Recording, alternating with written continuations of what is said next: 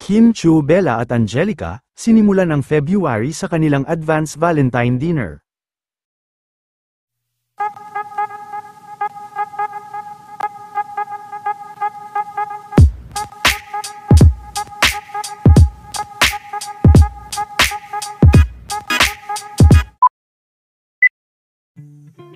Matapos ang trabaho nila Kim sa Showtime, ay dumiretso naman ito kahapon, para makipagkita, sa kanyang mga kaibigan na sina Bella Padilla at Angelica Panganiban.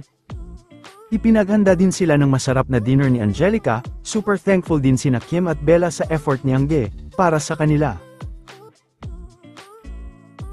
Ibinahagi din ni Bella Padilla ang larawan nila Kim at Angge na may caption pa na "Love you too Momzy." Angge, grabe ka, I am Angelica P. Prepared the yummiest dinner and most beautiful table setting for Trinity Princess and I. If Gwyneth Paltrow and Ina Garten merged into one person, it would be you, and Momzy Kimmy. I am so happy I came home to Manila hearing your laughter. Exactly what I needed. Ating pagkakaibigan di magbabago kailanman.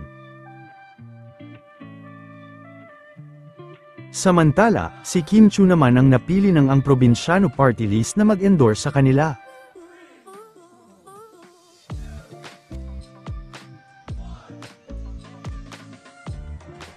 Nakatanggap naman ng papuri si Mr. Paulo Avellino galing kay Ogie Diaz, dahil hindi umano umiwas sa kanila si Paulo Avellino.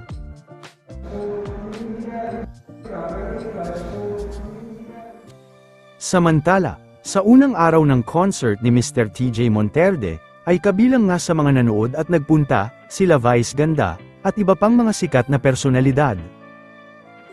Sa panunood ni Vice sa concert kasama si Doc RFD, ay pinasalamatan din ito ni Mr. TJ Monterde. Thank you po for coming. Gusto ko rin i-acknowledge ang aking Cornerstone family.